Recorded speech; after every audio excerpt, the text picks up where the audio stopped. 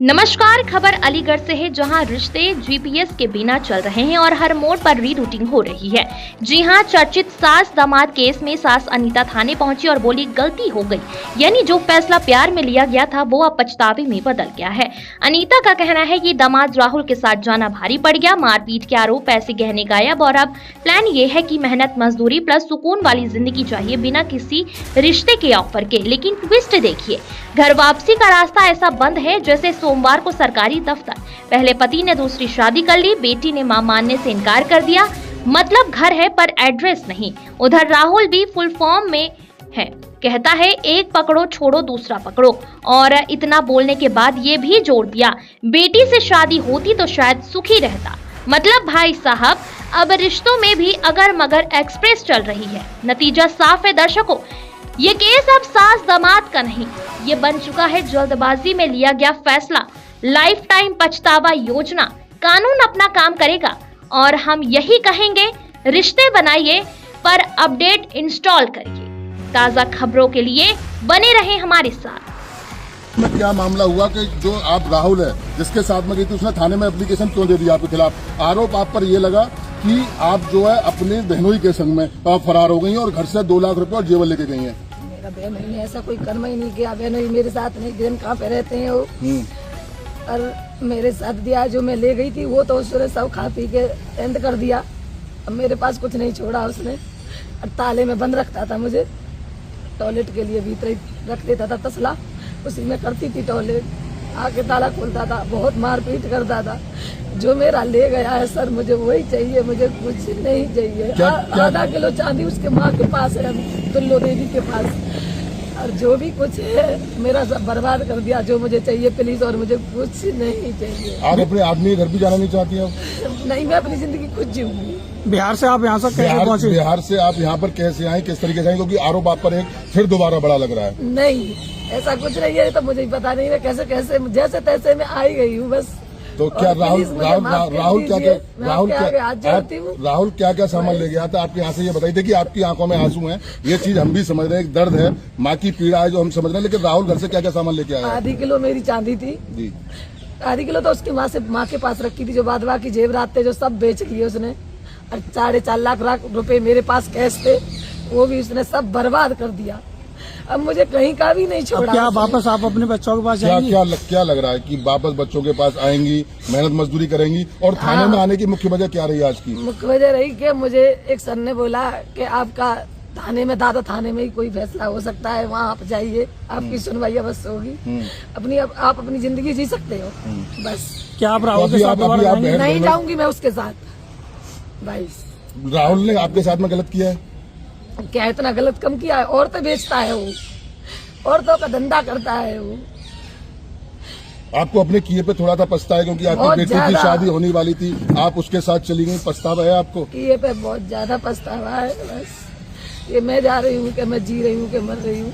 आपके आदमी ने भी क्या दूसरी शादी कर ली है, ऐसा जानकारी में आ रहा है? हाँ, कर ली है। कहाँ से दूसरी शादी उन्होंने किए से डंडार से, यहाँ पड़ता है क्या, अतरौली के पास। डंडार से शादी कर ली है। तो आपके आने की बजाय आपके फिर वही बच्चे रहे हैं, क्या लग रहा है आपको? कुछ नहीं कह सकती हूँ अब। आपको उन्होंने डिवोर्स तो दिया नहीं अभी तक? नहीं। फिर शादी उन्होंने कैसे कर ली?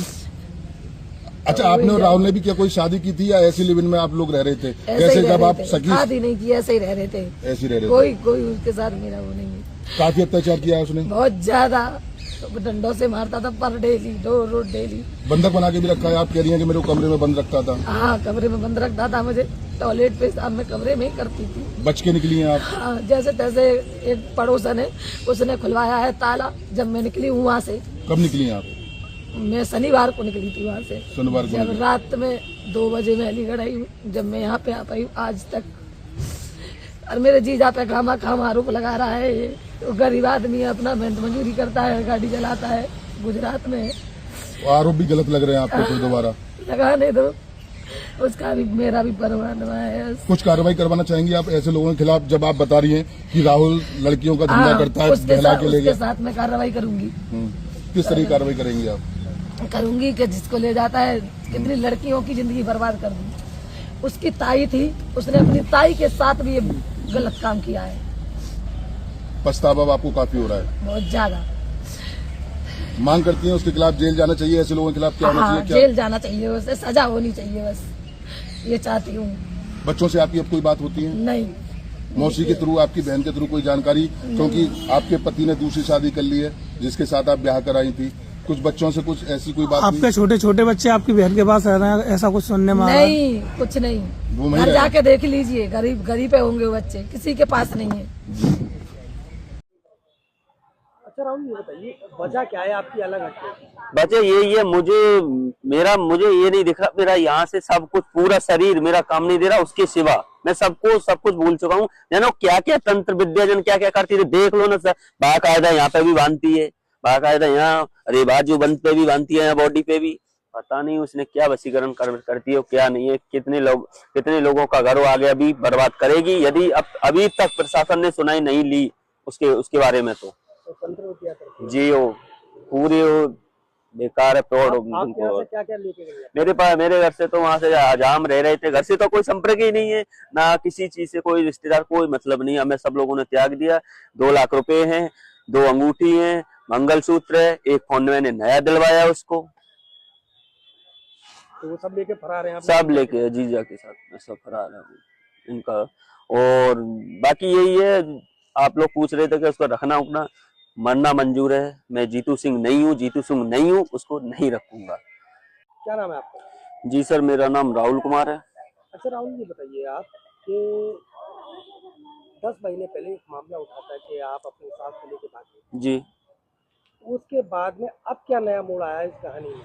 नया मोड़ यही है, बाकी जनता के प्रूफ सारा कुछ है अभी तक।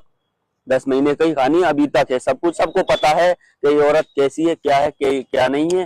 बाकी यहाँ से हमें परामर्श केंद्र से हमें बरामद किया गया, तो हम घर वालों ने तो हमें त्याग ही दिया था, बेदखल कर दिया बिल्कुल। तो हम यहाँ से सीधे इंडिया बॉर्डर नेपाल गए, तो नेपाल बाकायदा खूब अच्छे से, खूब प्रेम से, सब कुछ मेरे पास है, रिकॉर्डिंग बाकायदा सारी रिकॉर्डिंग है, सब जैसा अच्छे से रहे, कोई दिक्कत नहीं, कोई प्रॉब्लम नहीं, प्रेम से रह रहे थे। तो बाकी इस मोड़ जो ये घटना आई है, इसमें जीजा और बहन और इसका पहले वाला पति है जो जीतू सिंह, इनका कॉन्फिडेंस पे चला। चौथी ये थी इसने मत लगा रखा था।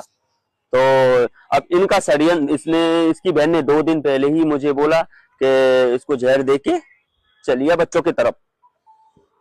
अच्छा आप ये बताइए कि जो इसका बहनोई है जी, क्या उससे इसका अफेयर है, क्या है? अब रिकॉर्डिंग सब कुछ सारा कुछ है मेरे पास, उसी के ही कारण बुलाई गई है।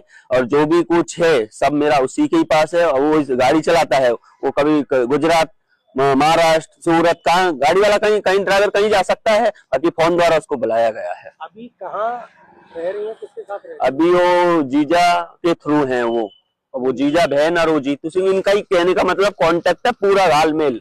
बात ये है। अब जो अफेयर चल रहा है आपकी पत्नी का, जी, वो जीजा के साथ। आपसे कोई बच्चा वगैरह हुआ है? नहीं।